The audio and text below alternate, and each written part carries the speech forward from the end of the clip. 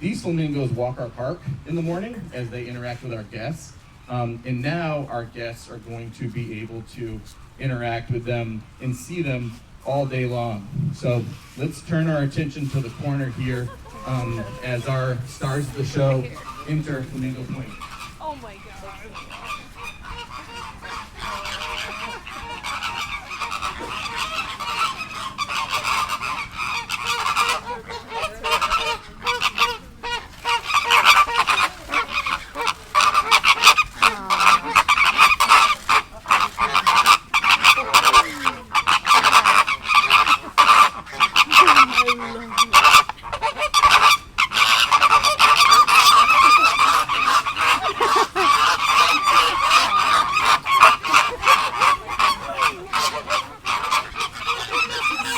We have, as you can see, Caribbean flamingos in our exhibit today. These are some of the biggest, obviously brightest, most vibrantly pink flamingos there are. They're also some of the most talkative, right? Pretty brazen to interrupt our park president that many times. It's also kind of breeding season for our flamingos, so you're going to get an active day with them today. Some of them are actually in the back still, hopefully making more baby flamingos for us eventually. But these are some of the arguably most recognized and beloved birds on the planet, right? But you actually don't get to see them in every backyard in the world. Some front yards, you know what I'm talking about. But Flamingo Point will be the first opportunity for our guests to see these guys all day long as part of their Discovery Cove experience. So you can come watch them swim, play, interact with each other, nest in some cases, and just generally strut their stuff, right? But they're even fun to watch when they're sleeping, because how many of you guys sleep on one leg and tuck your head under your wing? We have expert aviculturists that'll be here all day, and we'll be here answering questions and interpreting what our birds are doing and telling you a lot more about them. Flamingo Point is also the new location for our interactive program where you can mingle with our flamingos. So they are naturally pink.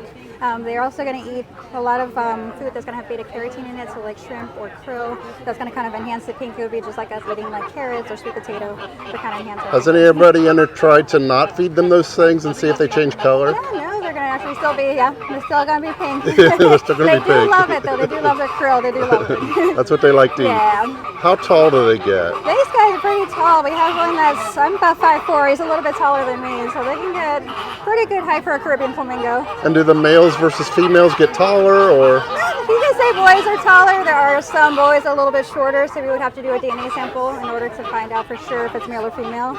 And they seem very vocal. What are they trying to tell us? Extremely vocal. It is springtime. There's a lot of, this is my plant, this is my girlfriend, I want that girlfriend. So springtime, there's a lot of chatter, a lot of, social between all of them. And it seems to be a little bit of fighting between them. Do they get along well? They get along well for the most part. It's just springtime, boys and girls. Flamingos have a troubled past in Florida. At the turn of the 20th century, they and other wading birds were killed by the hundreds of thousands to decorate women's hats, clothes, and used for food. So Audubon really started that point as a grassroots organization to protect Florida's wading birds. And that included hiring the first wardens, creating legislation, and developing sanctuaries to protect wading birds, including herons, egrets, spoonbills, and flamingos. The Center for Birds of Prey is located in Maitland, Florida, and we're open to the public. At our location, we deal with birds of prey, so raptors, eagles, hawks, and owls. We have a clinical and medical program that treats them. We see over 700 birds that come through our site a year, and our goal is to ultimately get them back into the wild.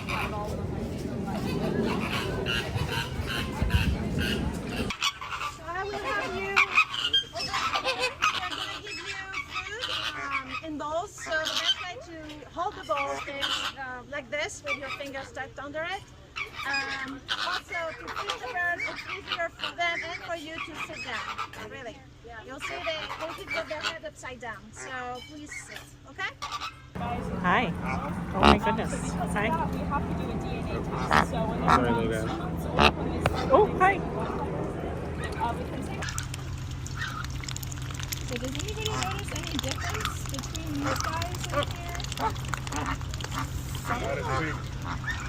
Some are lighter too. Yeah. So we have one more over here. He is the adult of the breed. So these guys are filter feeders, and if you look really closely at their beaks, you'll notice they have these cone-like structures along their beaks called lamellae, and those help to strain out the water from the food. So they'll use their tongues to pump the water in and out 3 times a second because they're not using gravity to pull that water in.